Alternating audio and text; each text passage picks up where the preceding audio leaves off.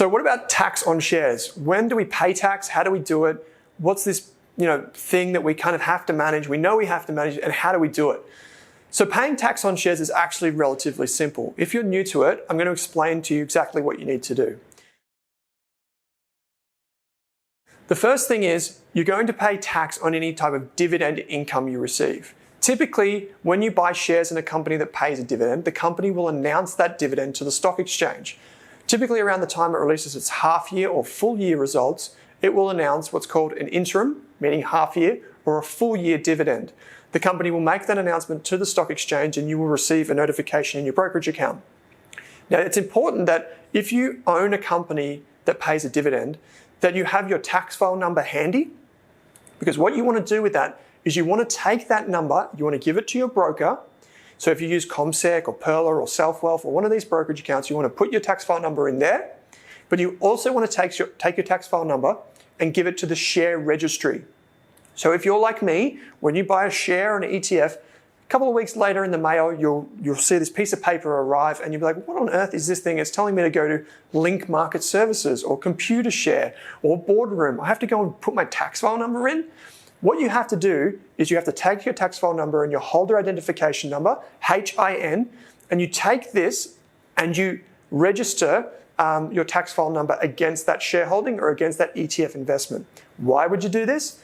It makes tax time a lot easier because what you can do is you can manage your shareholding. You can do things like vote if there's an AGM, or you can make changes to your holding so that even when you go to a new broker, you can take those holdings with you. Now, the important thing from a tax perspective is that because your tax file number is listed against the shares, if a dividend or franking credits or whatever are paid to you, there's no extra withholding tax. Because if you think about it, if the government doesn't know who is holding the shares, they have to withhold the maximum amount of tax. But if you've registered with the share registry that they've selected, so that could be Computershare or Link Market Services or Boardroom, etc., then the appropriate amount of tax can be withheld and you can claim that back at tax time.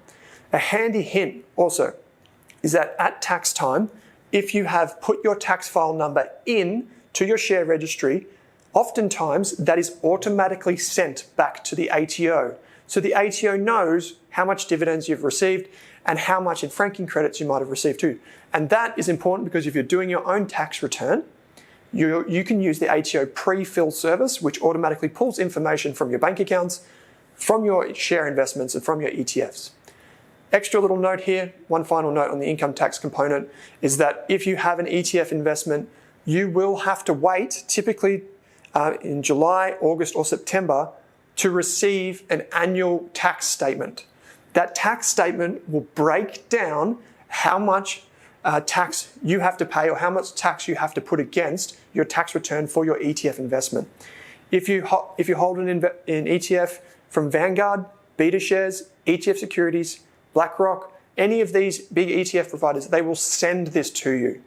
Once again, you should put your tax file number into the share registry for all of your ETF investments.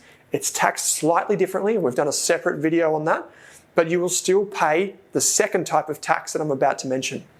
The second type of tax that you'll pay is capital gains tax. Capital gains tax typically occurs when you buy something for one price and then you sell it for another. The distance between those two, let's say it's $10 and you sell it for $12, that's a $2 capital gain. You pay tax on the $2 at your marginal tax rate. So let's say if you had the $2 capital gain and your tax rate was 50%, $1 would be tax. And that's the basics of capital gains tax. Now, there are a few rules around this. First, if you hold your investment for more than 12 months, so more than 12 months from the day that you bought it, you will be taxed a reduced amount. So you will, if you're an Australian tax resident, you will only pay tax on half of the gain. So in this case, instead of it being a $2 gain, it's only a $1 gain. And so you pay tax on that amount. So there is a benefit to being a long-term investor from a tax perspective. There are other really interesting and kind of novel, differences with different types of investments. So for example, insurance bonds or certain listed investment companies that pay franking credits. We've got a separate video and a separate guide on that.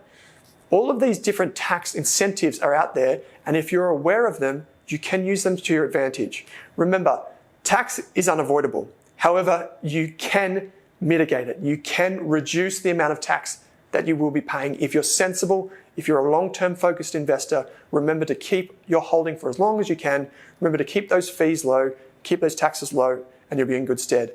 If you need more videos like this, be sure to head to Rask Education or head to Rask Media for daily updates, news and announcements. Thanks.